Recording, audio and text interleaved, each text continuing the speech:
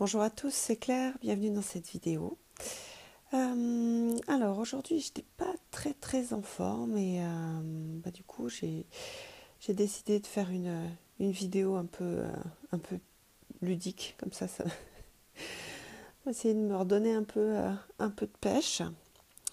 Et donc dans cette vidéo, je vais répondre à la question de Kélibert qui posait la question si jamais vous ne deviez garder que 5 jeux, que 5 decks, lesquels est-ce que vous regarderiez? Alors, est-ce que... donc on peut considérer ça comme, par exemple, si on partait en voyage pendant un an, quel jeu est-ce qu'on emmènerait? Alors, le premier jeu que j'emmènerais, c'est le Cosmos Tarot, enfin que j'ai mélangé avec l'Oracle Cosmos. C'est un jeu, je savais qu'il me plairait, c'est un jeu qu'on m'a offert. Mais je suis super surprise par la richesse des explications, de la façon de présenter les choses. Je trouve le petit livre est super bien fait et j'ai plein de réponses très intéressantes avec. C'est un jeu que j'utilise pour moi et puis pour certaines personnes auxquelles auquel je tire les cartes, mais pas tout le monde, c'est-à-dire des personnes à qui je tire les cartes pas par téléphone, donc qui sont en face de moi. J'aime bien que les illustrations ne soient pas toutes les mêmes, elles sont, il y a une certaine cohérence et puis voilà, je me sens bien en fait. Je me sens bien quand j'utilise ce jeu et donc du coup je suis quand même assez influencée par ce fait que j'ai besoin de me sentir un peu en sécurité. Donc c'est un jeu qui pour moi m'apporte de la sécurité. Donc voilà, ça c'est le premier jeu. Je le trouve magnifique. Et ça fait pas très longtemps que je l'ai, donc voilà, j'emmènerai ce jeu-là. Que j'ai bien qu'il ce soit deux jeux qui pour moi comptent pour un. Donc voilà, ça c'est le premier jeu que j'emmènerai. Le deuxième, le deuxième c'est le Hanaka Tarot. Parce que c'est un tarot que j'utilise énormément quand je fais des tirages pour les autres, pour les gens qui ont, à qui j'ai fait des tirages par téléphone, donc qui n'ont pas vu les jeux que j'utilise. Sachez que très souvent j'utilise celui-là. En plus, c'est un jeu qui, je trouve, apporte beaucoup d'ancrage. Et souvent, les gens à qui je tire les cartes ont besoin de ça, de cette énergie d'ancrage. J'ai pas mal de sensibles, de rêveurs, et je trouve que les messages qu'il apporte sont très terre à terre. C'est des messages qui vont plus ancrer. Et que ce soit pour moi ou, je le redis, pour les personnes à qui je tire les cartes, je le trouve très efficace, très puissant. Puis j'aime bien sa texture, j'aime bien la façon dont il est fait, l'épaisseur des cartes, le fait que les cartes soient un peu plus carrées qu'un tarot normal. Les illustrations, on n'a pas de super belles femmes, on a des gens on a des gens de tous les jours et puis on a aussi des aspects plus spirituels. Mais voilà, on est plus sur quand même voilà, des énergies qui ancrent, qui enracinent. Donc celui-là, j'étais vraiment sûre de le prendre parce que c'est celui que j'utilise le plus. Voilà, donc ça c'est le Hanaka Tarot, c'est la version donc auto-publiée, il existe aussi en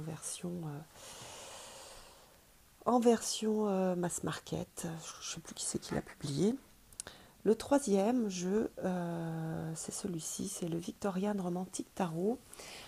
Alors c'est pas le jeu que j'utilise le plus, mais c'est un jeu qui est super important pour moi parce que c'est aussi un jeu qui me fait me sentir bien parce qu'il me reconnecte avec la petite fille que j'étais, un peu comme l'oracle le Flower Oracle, Victorian Flower Oracle, des personnes du même groupe.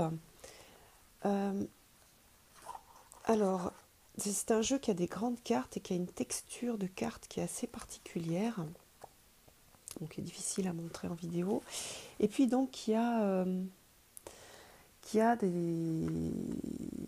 images, donc qui sont des images plutôt de la période victorienne. Alors, moi, quand je regarde ce jeu, je me sens vachement mieux. Il va en fait chercher la petite fille qui rêvait d'être reine d'Angleterre. Et puis je trouve que c'est un jeu qui a une énergie très douce, très. C'est pas le jeu le plus, comment dire, le plus précis, le plus. C'est pas un jeu qui va être aussi incisif, aussi précis que le Hanaka, mais il apporte une réelle douceur. Il est plein de compassion. Il est très humain. On a une grande. Je trouve que les personnages ont des expressions humaines qui sont très intéressantes. Après, voilà, donc le monde, ça me rappelle les plafonds de chapelles, des plafonds de châteaux. Donc, c'est des endroits où je me sens bien. Bon, par contre, c'est beaucoup moins parlant qu'un tarot classique sur certaines cartes. Et sur d'autres, c'est beaucoup plus parlant. C'est-à-dire qu'on a. Voilà, là, cette reine de coupe, elle raconte beaucoup de choses quand on la regarde. Hein. On voit le côté. Enfin, on peut se faire des projections, puis voilà, on voit son côté anxieux, son côté. Elle est dans l'opulence, mais c'est une reine qui est sensible, qui attend, qui. Donc on a toute cette partie-là, cette partie riche. Euh, c'est cette partie assez riche des personnages qui sont donc issus d'anciennes photographies ou d'anciennes gravures. Voilà, on a l'impératrice qui est aussi très, très belle. Scène de chasse. Fou. C'est un tarot. Je tire pas les cartes aux autres avec. Je le garde pour moi. C'est mon petit jardin secret. Et voilà, pour moi, c'est toujours un grand plaisir de le sortir. Et puis parfois, je passe juste du temps à regarder les illustrations sans même faire un tirage. Voilà, donc ça c'est le Victorian Romantic Tarot. Hop, on va mettre dans sa petite boîte.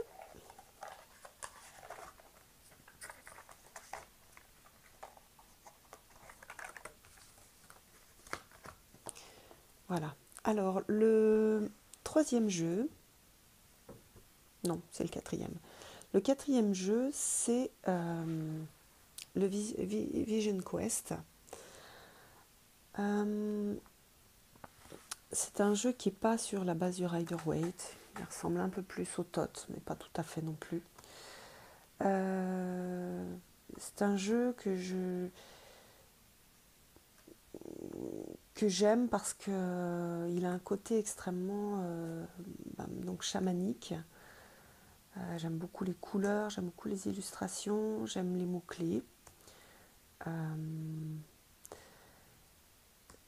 Je fais pas énormément de tirages avec. Je pense que je vais le ressortir pour plus l'utiliser, mais c'est vrai qu'on me l'a offert à un moment où j'en avais beaucoup en fait à regarder.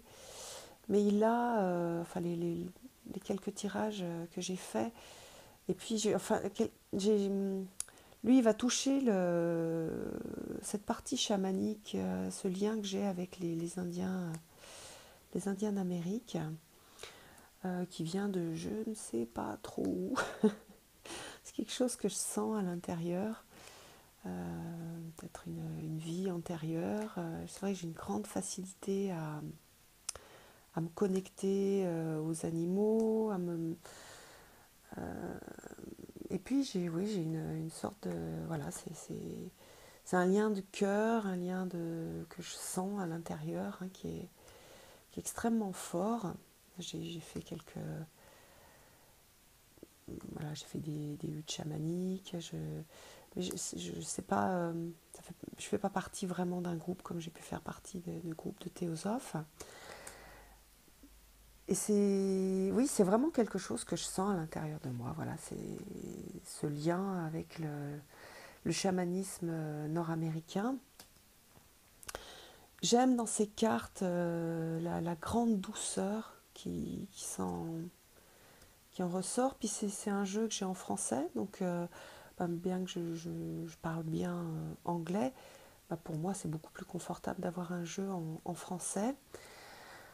Les mots-clés font écho de façon plus forte, hein, on garde toujours un lien émotif qui s'active beaucoup plus facilement quand on parle dans sa langue natale. Voilà, donc il y a ce côté très terre, très.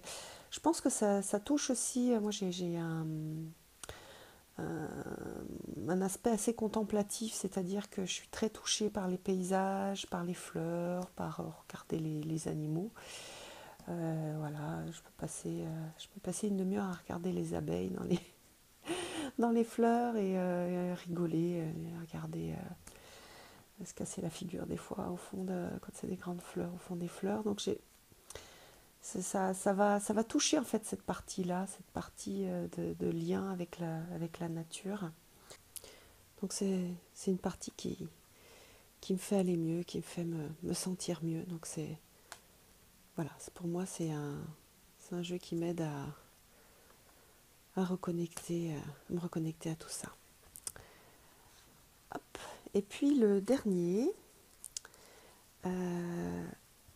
ça va pas être un tarot, c'est un oracle. C'est l'oracle de Marie. Alors ça a été une grande surprise en fait ce jeu-là parce que j'ai quand même une histoire où j'étais un peu fâchée avec la religion catholique. Et puis donc j'avais, sur les conseils occultes, j'avais acheté l'oracle d'Isis. J'ai fait un petit travail dessus qui était très sympa. Et puis cet oracle-là, l'oracle de Marie, bon, avec mes a priori un peu négatifs, j'avais... je m'étais pas... je trouvais pas beau, enfin bref, il me plaisait pas. Et puis un jour, je sais pas pourquoi, je commençais à devenir obsédée. Puis finalement, je l'ai acheté et ça fait plusieurs mois que je l'ai. Et il y a pratiquement tout le temps une carte de cet oracle-là sur ma table de chevet et je travaille énormément avec. J'ai commencé à travailler avec en même temps que j'ai commencé une psychanalyse. Et en fait, il me soutient beaucoup dans ce travail-là. Quand on fait une psychanalyse, on va aller, ça brasse un peu. Et moi, j'avais besoin d'une énergie d'amour, de soutien, un peu une mère, une sorte de seconde mère. Et ben cet oracle-là, il m'a vraiment apporté ça. Je trouve maintenant les illustrations magnifiques, parlantes, douces. Elle dégage quelque chose. Et voilà, c'est la combinaison en fait entre les illustrations et le livre qui est extrêmement bien fait avec des tas de rituels. Voilà, bon, moi je mets toujours je me suis fait des sortes de petits résumés parce que j'ai un esprit assez synthétique, donc quand il y a trop de choses, j'aime pas. Donc je mets deux trois petits mots, je fais des rituels. Les rituels, je les ai un petit peu changés parce qu'il y a des choses qui font très catholique, mais je suis passée un peu par-dessus. J'ai modifié deux trois choses et franchement, je le trouve extraordinaire. je trouve, les Américains disent nourishing, il apporte, il est guérisseur, il nourrit, voilà. Donc voilà, si je devais partir aujourd'hui, je l'emmènerais avec moi parce que j'en ai besoin et puis que je fais un super travail avec. Voilà, comme ça vous avez vu un peu les jeux qui me portent en ce moment, les jeux qui sont importants. Alors ça a été difficile, enfin les premiers ça n'a pas été difficile, mais après les derniers j'ai eu du mal un peu à en mettre de côté, parce qu'il y en a que j'aime beaucoup le Marielle Tarot, je bosse aussi avec.